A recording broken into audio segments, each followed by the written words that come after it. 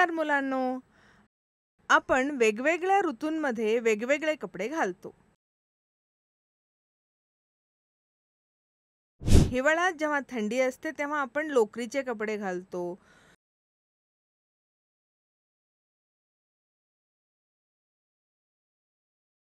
लोकरीचे कपडे आपल्याला उबदार ठेवतात. आणि जेव्हा गरमी असताना हलक्या रंगाचे सुती कपडे घालण्यास प्राधान्य देतो.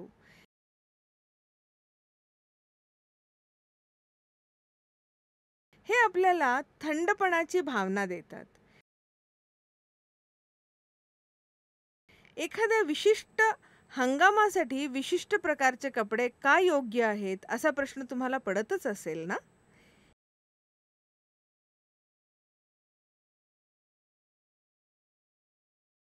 हिवाळ्यात तुम्हाला घरात थंडी जाणवते.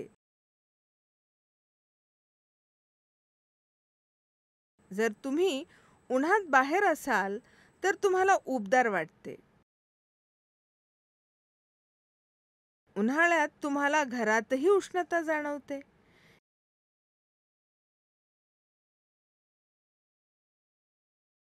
एखादी गोष्ट गरम आहे की थंड आहे हे कसे कळेल? एखादी वस्तू किती गरम किंवा किती थंड आहे हे आपण कसे शोधू शकतो?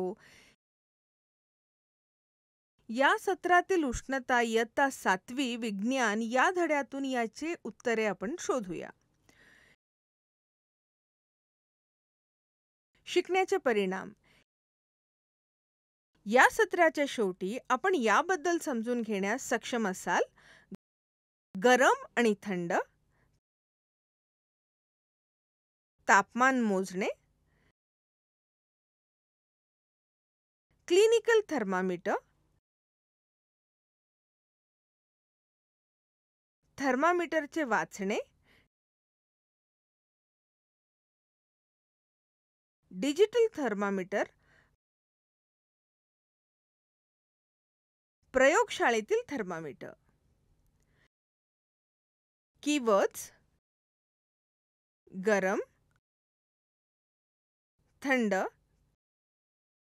तापमान म्हणजे जे एखाद्या वस्तूचे उष्णते किंवा शीतलतेचा परिणाम असतो. क्लिनिकल थर्मामीटर, डिजिटल थर्मामीटर आणि प्रयोगशाळेतील थर्मामीटर. सत्र सुरू करण्यापूर्वी या सत्रातील संकल्पनेचा नकाशा पाहूया.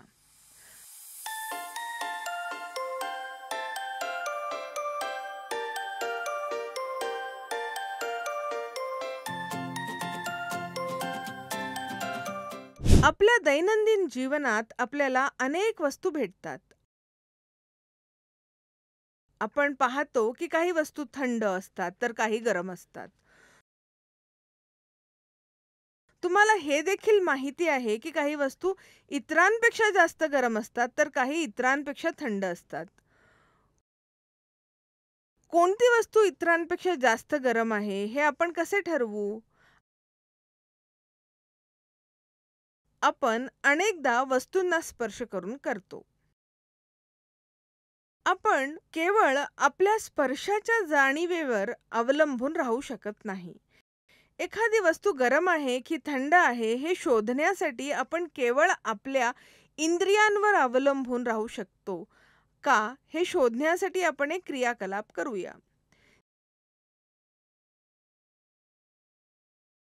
3 वेगवेगळ्या भांड्यांमध्ये थंड पाणी, कोमट पाणी आणि गरम पाणी घाला.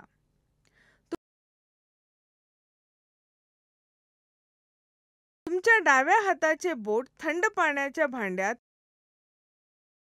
आणि उजव्या हाताचे बोट गरम पाण्याच्या भांड्यात एकाच वेळी बुडवा. 2 किंवा 3 मिनिटे थांबा. तुमची दोन्ही बोटे काढा आणि कोमट पाण्याच्या भांड्यात बुडवा.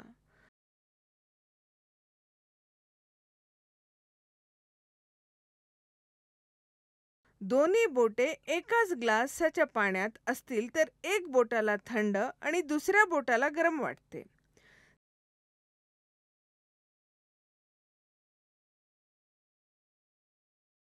त्यामुळे एखादी वस्तू गरम आहे की थंड आहे हे ठरवण्यासाठी आपण नेहमी आपल्या स्पर्शाच्या इंद्रियांवर अवलंबून राहू शकत नाही. आपल्याला हातांनी तापमानाचा अंदाजा लावणे कधी-कधी आपल्याला गोंधळात टाकू पण शकते बरं का.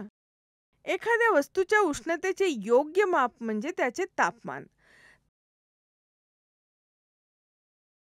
तापमान थर्मामीटर नावाच्या उपकरणाद्वारे मोजले जाते.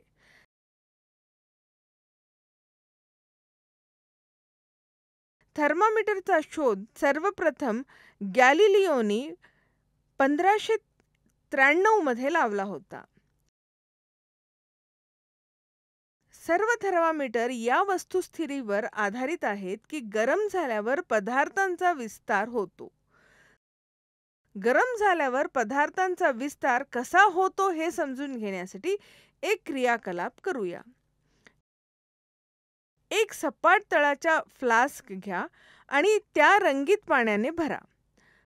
फ्लास्कच्या तोंडात कोशिका नळी असलेली कॉर्क फिक्स करा, जेणेकरून त्यात पाण्याची पातळी दिसेल.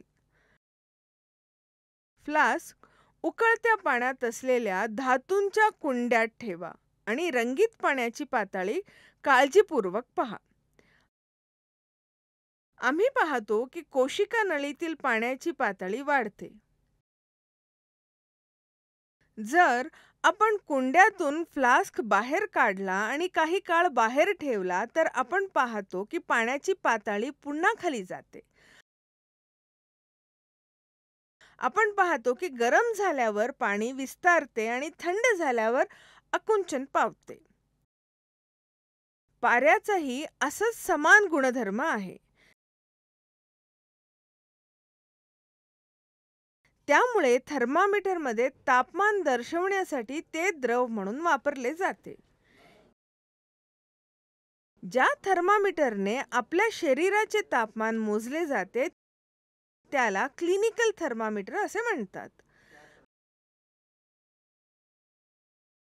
क्लिनिकल थर्मामीटरमध्ये एक लांब, अरुंद, एक समान काचेची नळी असते. त्याच्या एका टोकाला एक बल्ब आहे ज्यामध्ये पारा असतो.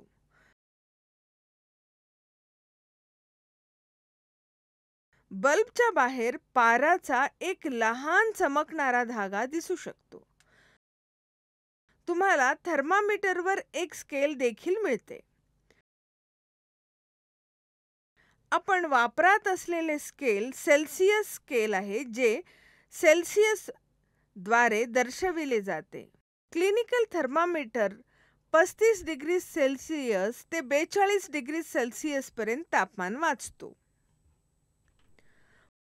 मानवी शरीराचे तापमान साधारणपणे 35 डिग्री सेल्सियसच्या खाली किंवा 42 डिग्रीच्या वर जात नाही. हेच कारण आहे की या थर्मामीटरची श्रेणी 35 डिग्री सेल्सियस ते 42 डिग्री सेल्सियस पर्यंत आहे. आम्हाला बल्ब जवळ कोशिकांमध्ये एक किंक दिसते. ही किंक पाण्याची पातळी स्वतःहून घसरण्यापासून रोखते. थर्मामीटर कसे वाचायचे ते शिकूया. यासाठी दोन मोठ्या चिन्हांमधील तापमानातील फरक लक्षात घ्या. या गुणांमधील भागांची संख्या लहान गुणांनी दर्शविलेली आहे ते देखील लक्षात घ्या. समजा मोठे मार्क्स 1 डिग्री वाजतात आणि त्यांच्यामध्ये 5 विभाग आहेत. तर एक लहान विभाग म्हणजे 1/5 = 0.2 डिग्री सेल्सियस असे आपण वाचू शकतो. एखाद्या व्यक्तीचे तापमान तापण्यासाठी थर्मामीटर शक्यतो ऑटोस्टॅटिक द्रावणे धुवा.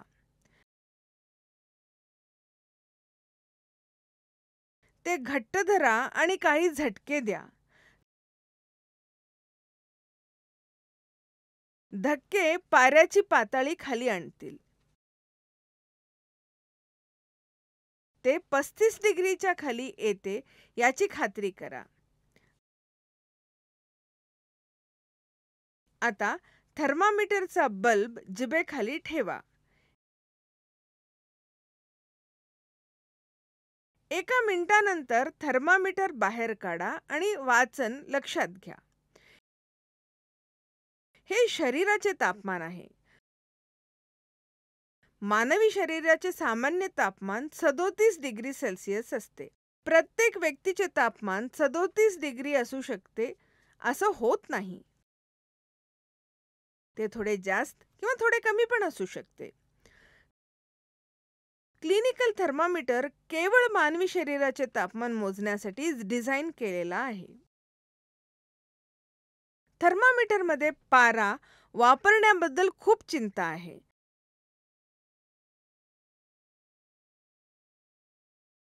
पारा हा एक विषारी पदार्थ आहे आणि थर्मामीटर तुटल्यास त्याची वोल्वाट लावणे खूप कठीण आहे.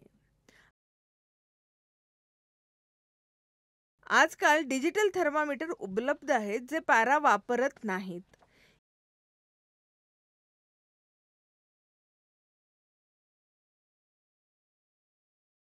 इतर वस्तूंचे तापमान मोजण्यासाठी आम्ही प्रयोगशाळेतील थर्मामीटर वापरतो.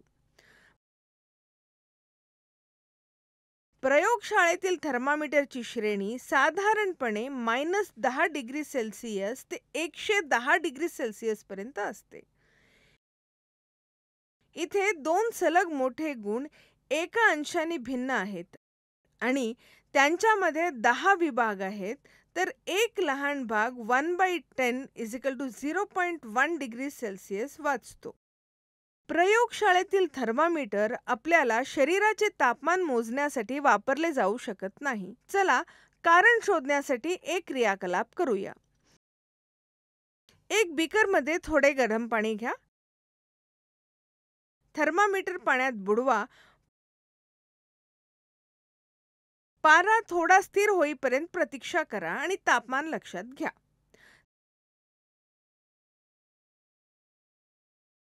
थर्मामीटर पाण्यातून बाहेर काढा.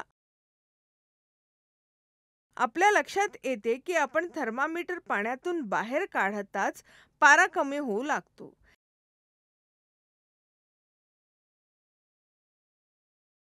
याचा अर्थ थर्मामीटर पाण्यात असताना तापमान वाचले पाहिजे.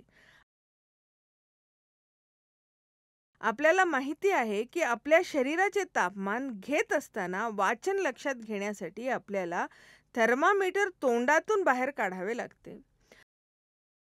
अशा प्रकारे आपल्या शरीराचे तापमान मोजण्यासाठी प्रयोगशाळेतील थर्मामीटर वापरता येत नाही.